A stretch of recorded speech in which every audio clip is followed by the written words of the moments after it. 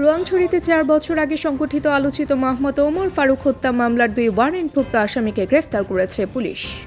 রোয়াংছড়ির প্রতিনিধি চিংনু মং মার্মা নেতৃত্ব। রোয়াংছড়ি থানার ওসি মোহাম্মদ হুমায়ুন কবিরের নির্দেশে সিনিয়র এসআই শুভ্র মুকুল চৌধুরীর নেতৃত্বে অভিযানটি পরিচালিত হয়। অবস্থান ১ নং রোয়াংছড়ি ইউনিয়নের ৩ নং ওয়ার্ডের দুর্গম তুলাছড়ি পাড়া।